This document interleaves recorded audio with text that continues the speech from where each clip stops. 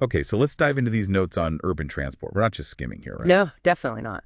The goal is really to pull out the core ideas, the things that explain how cities actually plan transport, how tech fits in, and, the money side of it all. Exactly. It's all connected planning, technology, economics. You can't really understand one without the others, especially in transport. Right. The notes make that connection really clear. Yeah, it's less about separate silos and more about how they sort of interact constantly. Okay, so starting with the planning side then, your notes mention this idea of a comprehensive plan. What's the key thing to grasp about that? Why is it so central?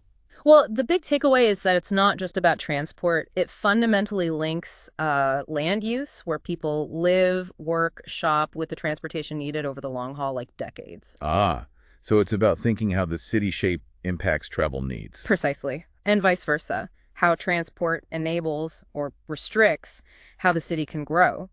The notes also mention briefly this idea of guideline versus code. Right, different ways cities make the rules stick. Yeah, exactly. Guidelines are maybe more flexible, codes more rigid. It just shows there are different tools planners use to, shape how things develop according to that big plan. Got it. So planning sets the long-term vision, but then there's the tech, which seems more about the here and now. The notes bring up Intelligent Transport Systems, ITS. What's the core idea there? ITS is essentially about making the whole transport system smarter, more responsive Responsive how? by getting things to talk to each other, like vehicles talking to other vehicles, that V2V, and vehicles talking to the infrastructure, like traffic lights or sensors V2I. Okay. And the point of all that communication, it's trying to improve safety mainly, but also just keep traffic moving better, reduce jams, real-time management, basically. And the notes had some concrete examples of this, didn't they? Like how this actually works day to day. Oh, yeah. Think about RFID tags for tolls. Your car talks to the toll gantry. Simple ITS. Okay, automatic payment. Right. Or using GPS data, not just for your route, but the Uh-huh. system uses that data collectively to see traffic flow everywhere. And cameras for incident detection. Like spotting problems quickly. Yeah, the notes even mentioned an example like a rock blockade, something unexpected blocking the road. The cameras spot it, and maybe an automated system reacts. How would it react? Well, maybe adjusting traffic signal timing, nearby loop control, or automatically setting lower speed limits approaching the hazard, using tech to manage disruptions. Clever. Real-time adjustments. Hmm.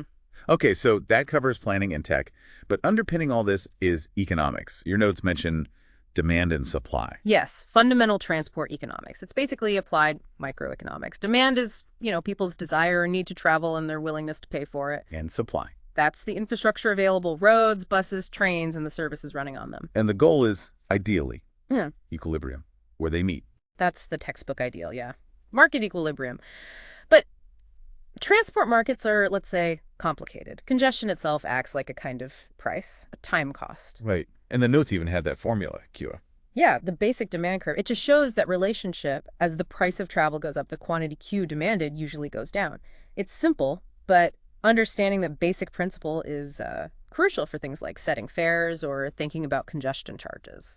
So the economics influences policy, planning, even how useful the ITS tech can be. Absolutely. It all ties back together. User choices, system capacity costs. Okay, so pulling it all together from your notes then. We've got the long-term vision from comprehensive planning, the real-time adjustments from intelligent transport systems, Right? and the underlying market forces of demand and supply from economics. Yeah, those are the core pieces interacting, which kind of leaves you wondering, doesn't it? Wondering when, what? Well, think about your own city, your own commute. How do these three things, the plan, the tech, the cost, actually play out? Do they work together smoothly? Or do they clash? Like, what if the long-term plan wants more public transport, but the economic reality makes driving cheaper or faster for most people right now? Exactly. Or maybe new ride-sharing tech changes travel demand in ways the original plan never predicted. How does the city adapt? It's that constant push and pull between these forces that shapes our daily travel. Something to think about.